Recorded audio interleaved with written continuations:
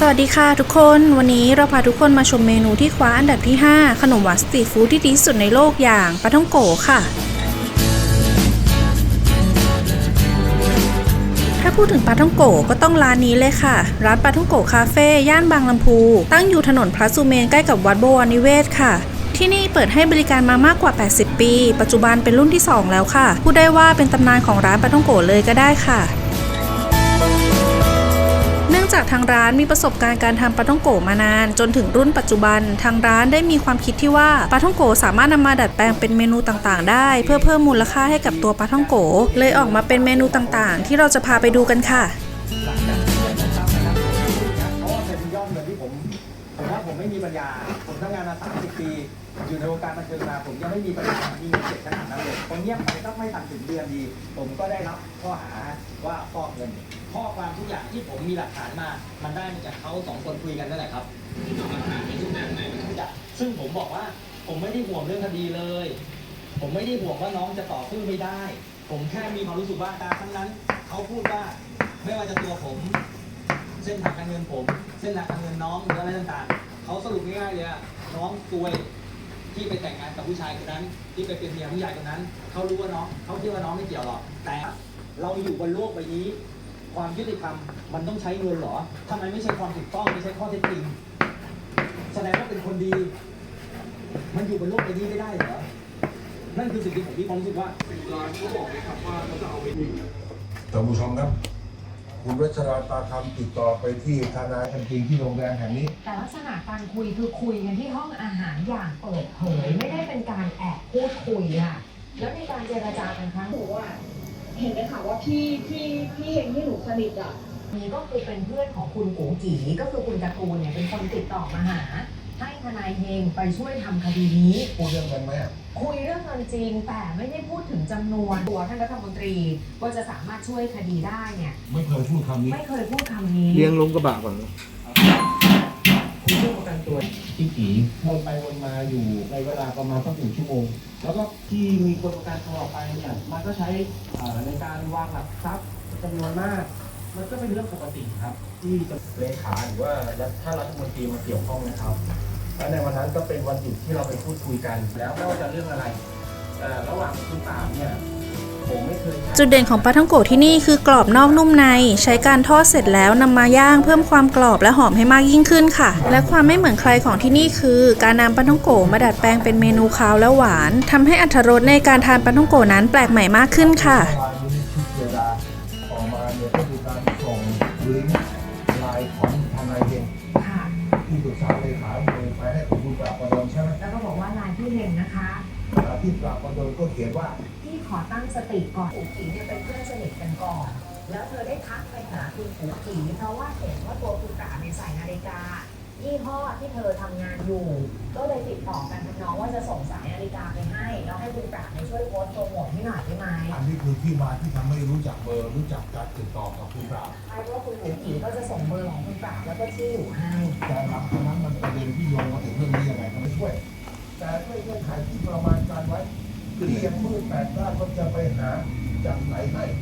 แล้วก็มีการโทรศัพท์กันใช่ไหมไว้ประมาณ40 นาทีขึ้นแล้วมาสุดท้ายจะมีการพูดคุยกันประโยคหนึ่งซึ่งคุณปราบเนี่ยเขียนข้อความไปถึงหนูก็ใช้หนูที่ตัวเองในการพบแสงและเลือกคุยเรื่องไหนควรไม่ควรเอานะคะเอาตัวเองออกมาให้พ้นจากความสกปรกเอาตัวเองออกมาให้พ้นจากความสกปรกแล้วปราบก็เขียนต่อท้ายว่าพี่เชื่อว่าหนูกับแฟนเจตนาบริสุทธิ์ท่านผู้ชมนะย้อนกลับมาว่าที่ร้อยตรีธนกฤษ จิตอารีรัตน์เลขาธิการรัฐมนตรีซึ่งทนายเฮงเนี่ยเป็นที่ปรึกษาเมื่อวานนี้แถลงร่วมกันนี่แหละยืนยันว่าไม่รู้จักกับคุณปราบในการส่วนกระดาษเดียวกันเมื่อวานนี้คุณปราบประดนก็ดูจะพูดถึงผมสักเล็กน้อยเนี่ยเหมือนกับน้อยเนื้อต่ำใจซึ่งผมเข้าใจจริงๆนะปราบประดนผมเคยมีคดีความผมรู้คือเวลาคนเป็นว่าไม่ได้เกี่ยวกับโปรเล็กเลยแต่กรณีที่ถูกดำเนินการก็เพราะว่ามีกรณีที่รักษาการทำงานด้วยมีอะไรให้ต้องไปนั่ง